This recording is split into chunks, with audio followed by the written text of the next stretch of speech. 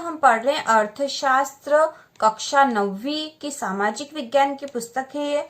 और आज हम इसमें पढ़ेंगे पाठ 3 अध्याय 3 निर्धनता एक चुनौती। ठीक है, अध्याय 3 पढ़ेंगे इसमें निर्धनता एक चुनौती। इसके आगे के अध्याय दोनों हम पढ़ चुके हैं और दोनों अध्याय के प्रश्नोत्तर भी हम बना चुके हैं उसका वीडियो। यदि आपने नहीं देखा हो तो चैनल की प्लेलिस्ट पर जाकर देख सकते हो तथा इसी तरह की और वीडियो देखने के लिए चैनल को सब्सक्राइब कीजिए। तो शुरुआत करते हैं हम इसकी अवलोकन से। इस अध्याय में निर्धनता के विषय में चर्चा की गई है, जो स्वतंत्र भारत के सम्मुख एक सर्वाधिक कठिन चुनौती है। उदाहरणों द्वारा इस बहुआयामी समस्या की चर्चा करने के पश्चात यह अध्याय सामाजिक विज्ञानों में निर्धनता के प्रति दृष्टिकोण की भी चर्चा करता है। भारत तथा विश्व में निर्धनता की प्रवृत्तियों को निर्धनता रेखा की अवधारणा के माध्यम से समझाया गया है। मतलब निर्धनता को यहाँ पर जो है निर्धनता की प्रवृत्तियों को, मतलब निर्धनता कैसे पाई जाती है, उसे निर्धनता रेखा की अवधारणा से समझाया गया है। निर्धनता के कारणों एवं सरकार द्वारा किए गए निर्धनता निवारण के उपायों की भी चर्चा की गई है। निर्धनता की आधिकारिक अवधारणा को मानव निर्धनता तक विस्तृत करके अध्याय का समापन किया गया। तो यहाँ पर अवलोकन में यह बताया गया है कि इस अध्याय में निर्धनता के बारे में किस तरह से बताया गया है। तो शुरुआत करते हैं अब हम परिचय से। अपने दैनिक जीवन में हम अनेक ऐसे लोगों के संपर्क में आते हैं जिनके बारे में हम सोचते हैं कि ये निर्धन हैं। वे गांव के भूमिहीन श्रमिक भी हो सकते हैं और शहरों की भीड़ भरी झुग्गियों में रहने वाले लोग भी। वे निर्माण स्थलों के दैनिक वेतनभोगी श्रमिक भी हो सकते हैं और ढाबों में काम करने वाले बाल श्रमिक भी। वे चिथड़ों में बच्चे उठाए भिखारी भी हो सकते हैं। ठीक है, तो हम अपने दैनिक जीवन में बहुत से निर्धनों के संपर्क में आते हैं और हमें लगता है कि वास्तव में यह निर्धन है। तो कोई भी हो सकते हैं, वो भूमिहीन श्रमिक हो सकते हैं, ढाबे में काम करने वाले बाल श्रमिक हो सकते हैं, निर्माण स्थलों पर काम करने वाले श्रमिक भी हो सकते हैं। तो कोई भी हो सकता है। हम अपने चारों ओर निर्धनता देखते हैं। निर्धनता से मतलब यहाँ गरीबी से है। वास्तव में देश का हर चौथा व्यक्ति निर्धन है। इसका अर्थ यह है कि वर्ष 2011-12 के बारे में बात की जा रही है कि उस समय, इसका अर्थ है कि वर्ष 2011-12 की स्थिति में बताया जा रहा है कि 270 मिलियन या 27 करोड़ लोग निर्धनता में जीते हैं। इसका यह भी अर्थ है कि विश्व में भारत में सबसे अधिक निर्धनों का संकेंद्रण है। मतलब यह है कि विश्व में सबसे अधिक निर्धन भारत में है। संकेंद्रण मतलब उनका केंद्र है, मतलब सबसे अधिक निर्धन भारत की जनसंख्या में पाए जाते हैं।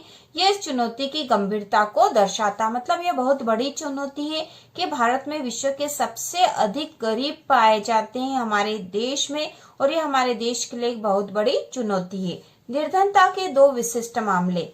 तो यहाँ पे निर्धनता के विशिष्ट मामले बता। शहरी निर्धनता।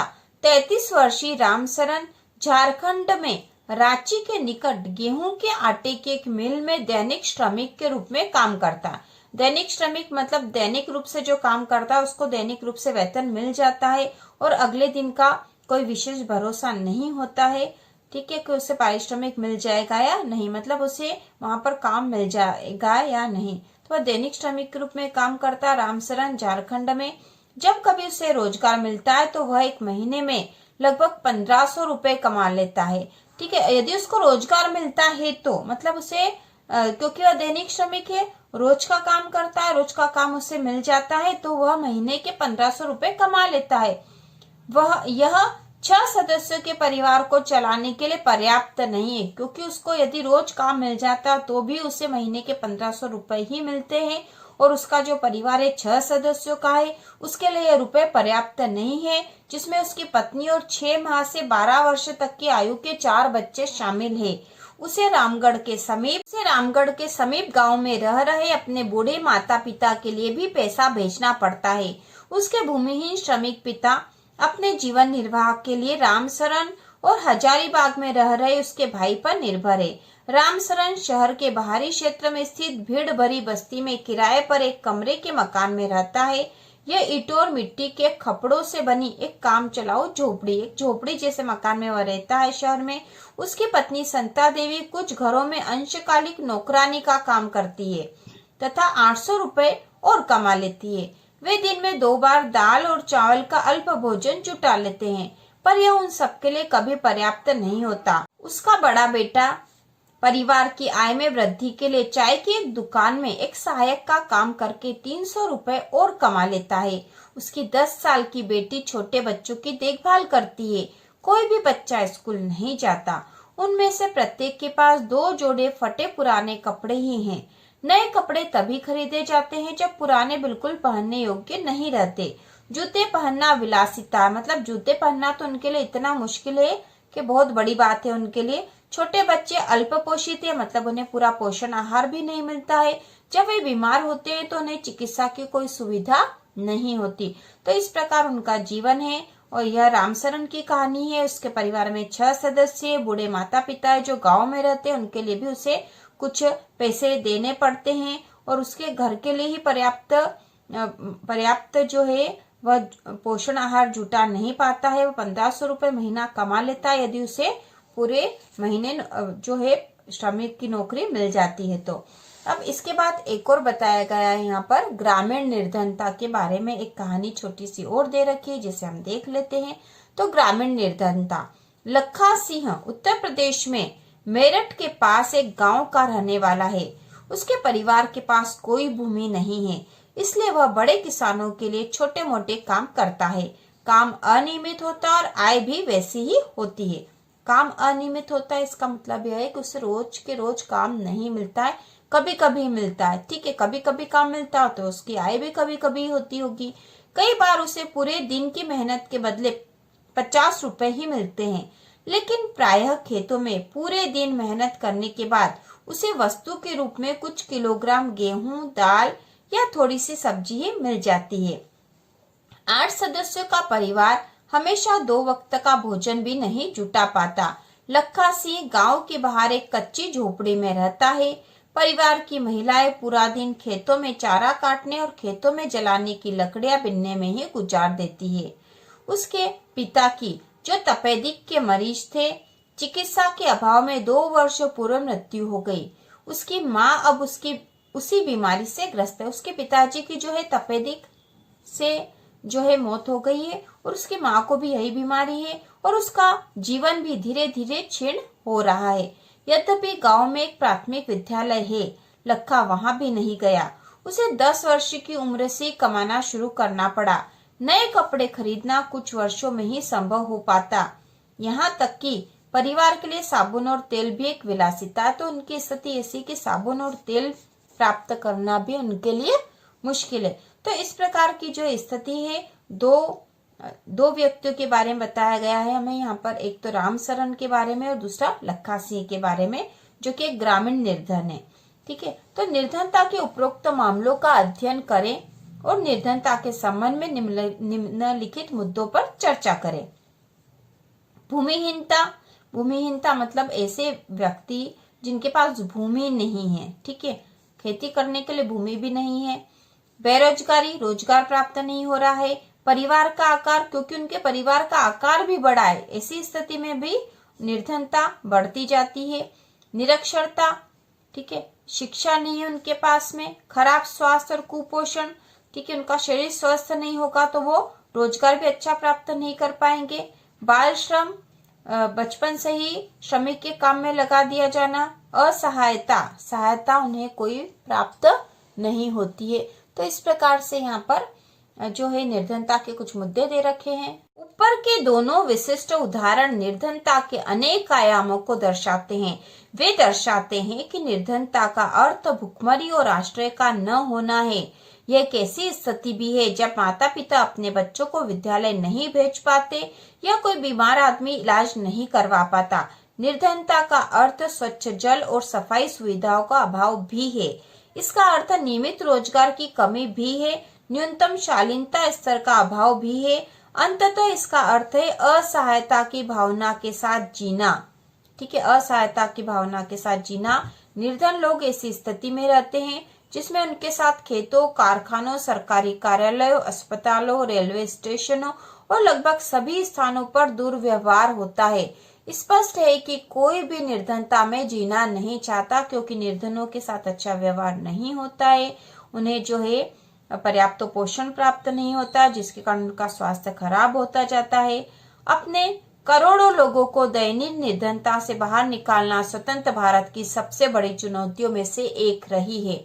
महात्मा गांधी हमेशा इस पर बल दिया करते थे कि भारत सही अर्थों में तभी स्वतंत्र होगा जब यहाँ का सबसे निर्धन व्यक्ति भी मानवीय व्यथा से मुक्त होगा। यह महात्मा गांधी की सोच थी कि भारत उसी स्थिति में वास्तव में सही अर्थों में तभी स्वतंत्र होगा जब यहाँ का सबसे निर्धन व्यक्ति भी मानवीय व्यथा से मुक्त होगा। मतलब मानवीय जो दुख हो रहे हैं उससे जब मुक्त हो जाएगा तो तभी भारत वास्तव में स्वतंत्र कहा जाएगा। लेकिन आज भी भारत में निर्धनता है। अगला पॉइंट है सामाजिक वैज्ञानिकों की दृष्टि में निर्धनता। तो जो सामाजिक वैज्ञानिक है, मतलब जो समाजशास्त्री दृष्टि से यदि निर्धनता के बारे में देखा जाए तो उसका अर्थ क्या होगा। चूंकि निर्धनता के अनेक पहलू है, सामाजिक वैज्ञानिक उसे अनेक सूचकों के माध्यम से देखते हैं। सामान्यतया प्रयोग किए जाने वाले सूचक वे हैं जो आय और उपभोग के स्तर से संबंधित थे, लेकिन अब निर्धनता को निरक्षरता स्तर, कुपोषण के कारण रोग प्रतिरोधी क्षमता की कमी, स्वास्थ्य सेवाओं की कमी, रोजगार के अवसरों की कमी, सुरक्षित पेयजल एवं स्वच्छता तक पहुंच की कमी आदि जैसे अन्य सामाजिक सूचकों के माध्यम से भी देखा जाता है। सामाजिक अपवर्जन और असुरक्षा पर आधारित निर्धनता का विश्लेषण अब बहुत सामान्य होता जा रहा है। तो यहाँ पर कुछ मुद्दे दे रखे हैं। सामाजिक अपवर्जन, इस अवधारणा के अनुसार निर्धनता को इस संदर्भ में देखा जाना चाहिए कि निर्धनों को बेहतर माहौल और अधिक अच्छे वातावरण में रहने वाले संपन्न लोगों की सामाजिक क्षमता से अपवर्जित रहकर केवल निकृष्ट वातावरण में दूसरे निर्धनों के साथ रहना पड़ता है। मतलब निर्धनों को ऐसे वातावरण में रहना पड़ता है जो दूसरे निर्धनों के साथ रहना पड़ता है। उनका माहौल जो है संपन्न लोगों के अच्छे वातावरण से अलग होता है। यही सामाजिक अपवर्जन है, सामाजिक रोग है। सामान्य अर्थ में सामाजिक अपवर्जन निर्धनता का एक कारण और परिणाम दोनों हो सकता है। मोटे तौर पर यह एक प्रक्रिया है जिसके माध्यम से व्यक्ति या समूह उन सुविधाओं, लाभों और अवसरों से अपवर्जित रहते हैं जिनका उपभोग दूसरे मतलब कौन, उनसे अधिक अच्छे करते हैं। इसका एक विशिष्ट उदाहरण भारत में जाति व्यवस्था की कार्यशैली है, जिसमें कुछ जातियों के लोगों को समान अवसरों से अपवर्जित रखा जाता है, मतलब रोक दिया जाता है। इस प्रकार सामाजिक अपवर्जन लोगों की आय ही बहुत कम नहीं करता, बल्कि यह इससे भी कहीं अधिक क्षति पहुंचा सकता है। इससे आय ही कम नहीं होती, बल्कि उनके ऊपर जो मानसिक दबाव पड़ता है वह भी बहुत बुरा प्रभाव पड़ता है। दूसरा पॉइंट दे रखा है यहाँ पर असुरक्षा।